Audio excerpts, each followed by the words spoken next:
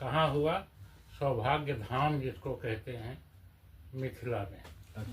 तो है क्या, देखिए, मोक्ष और भक्ति तो राम सीता हुए। मोक्ष और भक्ति, मोक्ष और भक्ति तो राम सीता हुए, कैकेयी पुत्र और मांडवी नंदना। धर्म श्रद्धा बने, धर्म है, धर्म श्रद्धा बने, काम सौमित्र हैं, उर्मिला योग है, चावकी नंदना, अर्थ शत्रुघ्न है। क्या बात है? अर्थ शत्रुघ्न है, बामा बनी दान है। अर्थ शत्रुघ्न बामा बनी दान है। बामा सुतकीर्ति, अर्थ शत्रुघ्न है, शत्रुघ्न बामा बनी दान है। राम वैवाहिकी भाव की संदना, राज्य वैदेह सौभाग्य का धाम है।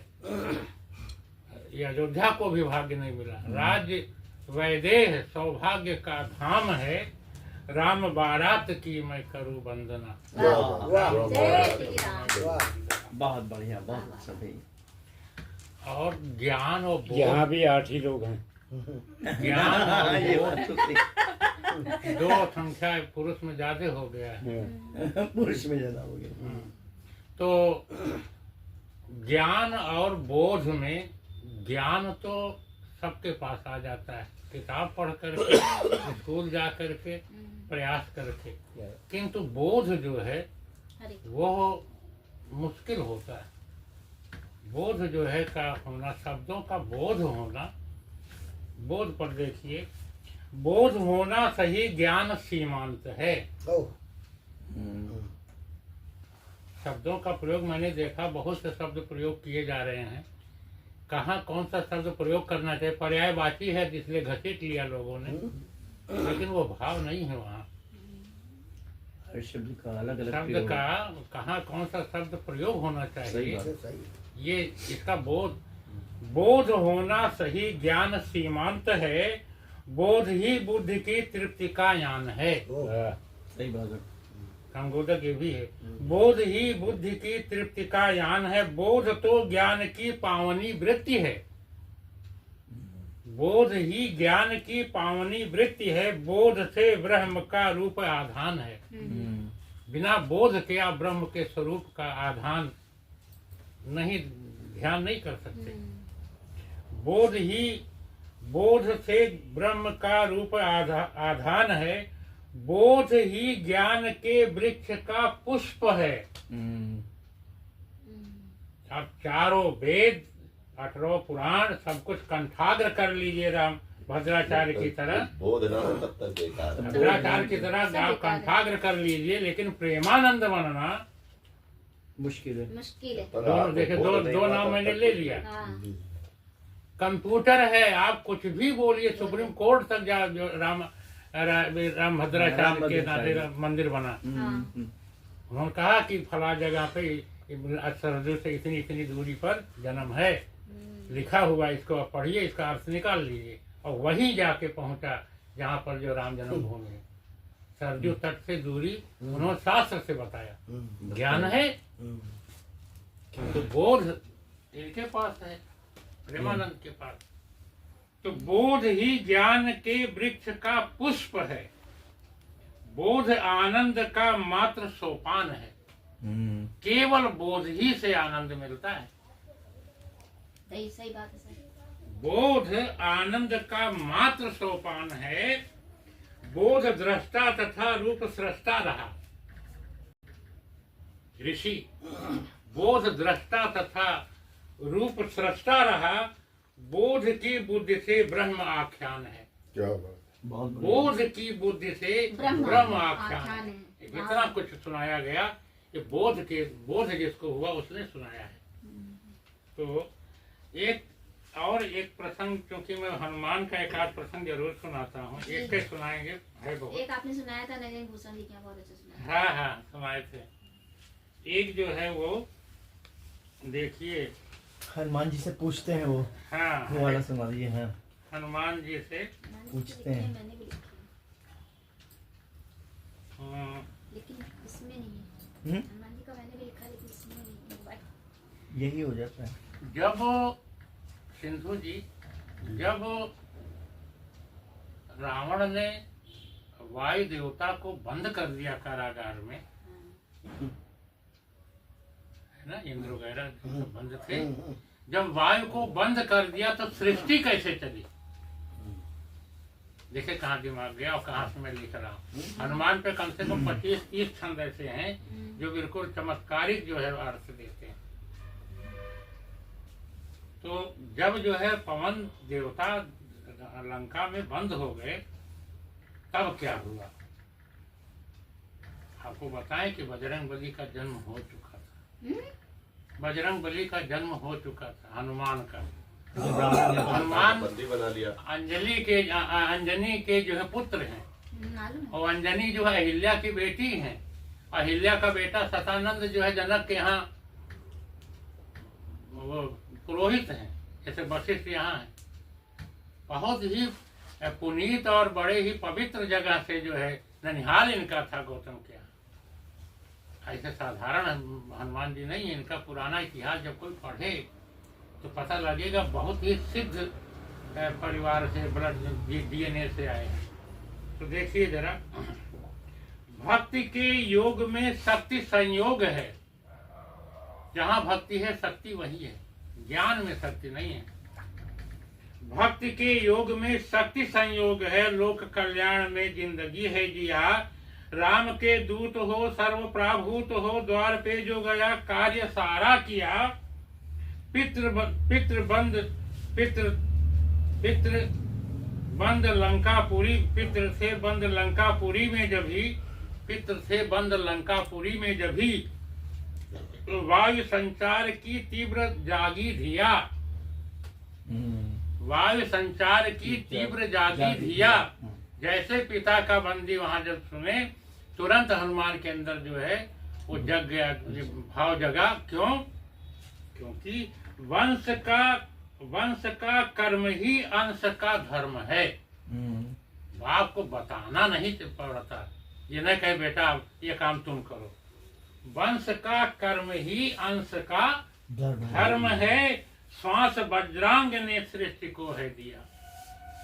हनुमान जी उस समय संभाल लिए थे, पितृ सत्ता संभाले थे।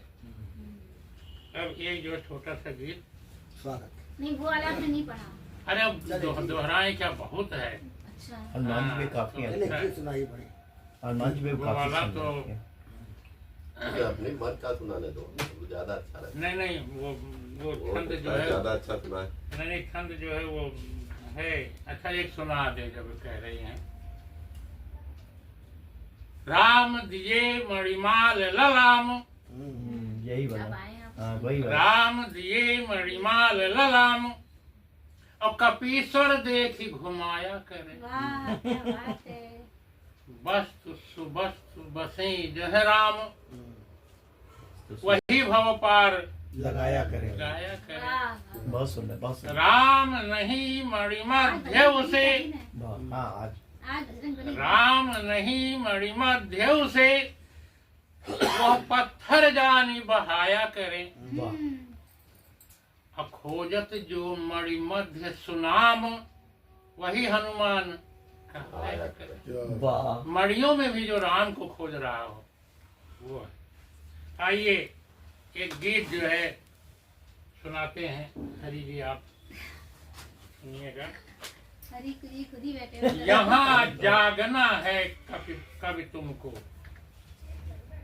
यहाँ जागना है कभी तुमको, गीत जागरण के गाओ।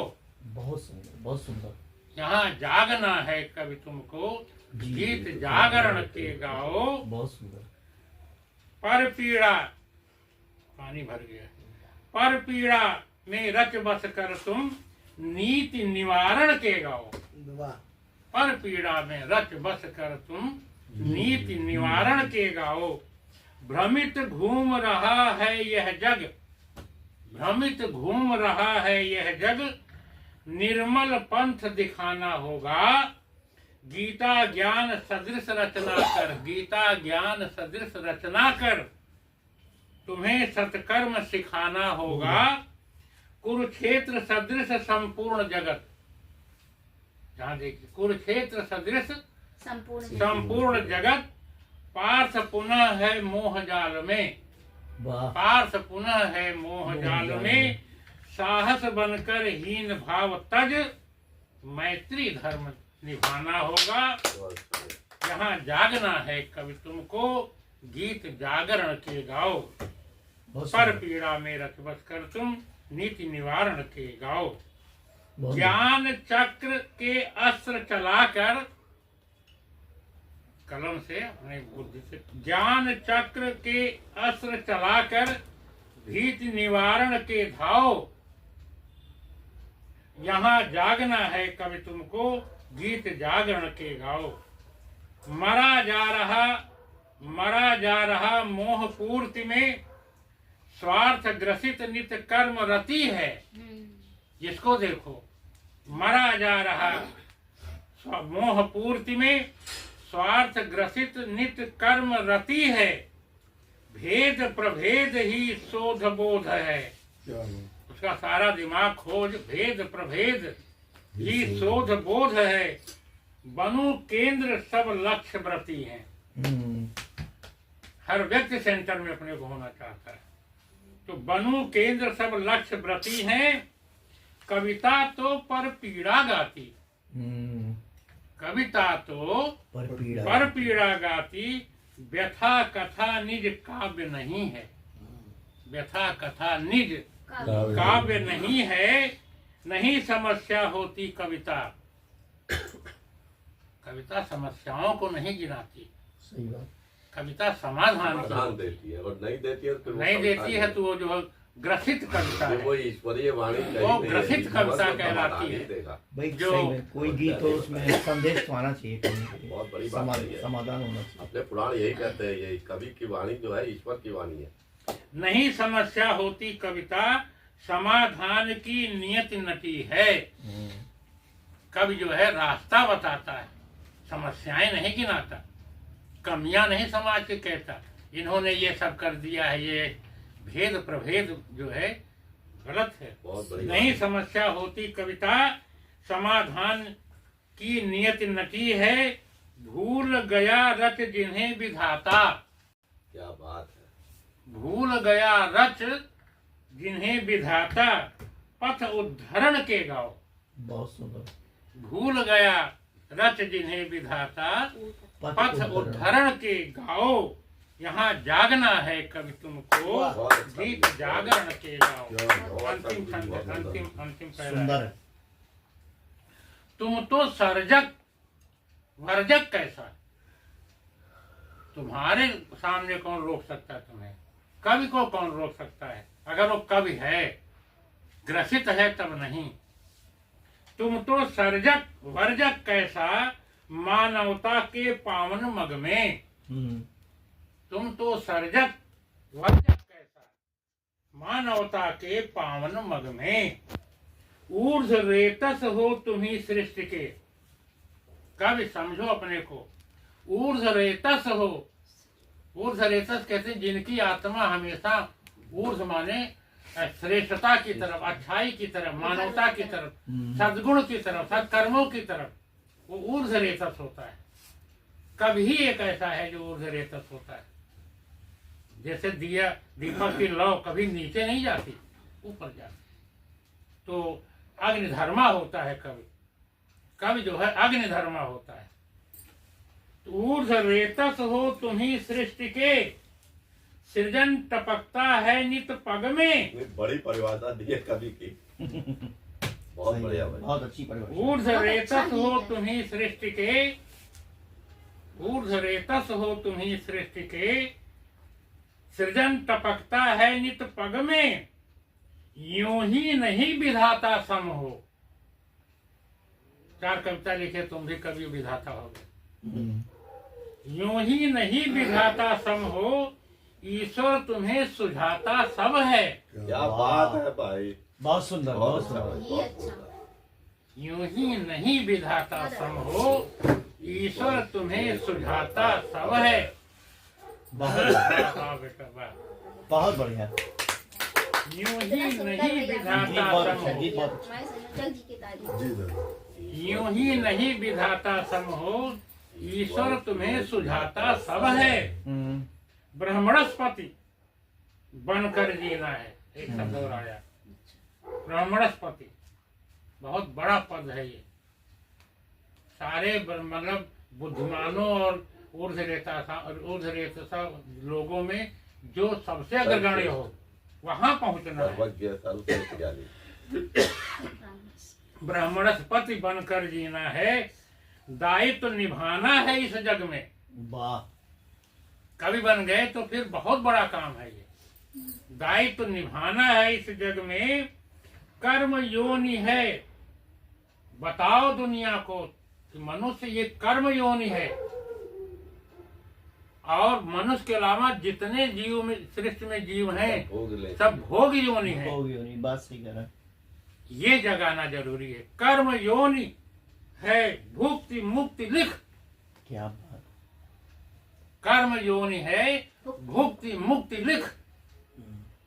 ये बिल्कुल सबको स्पष्ट कर दो कि भोगने से ही मुक्ति है। बिना भोगे जो है कहीं मुक्ति नहीं है। ईश्वर के शरण में जाओगे वो भी तुम्हारा पिछला भोगवा लेंगे। कर्म योनि है, भुक्ति मुक्ति लिख। दिव्य आभरण के गाओ, यहाँ जागना है कवि तुमको, गीत जागरण के गाओ। क्या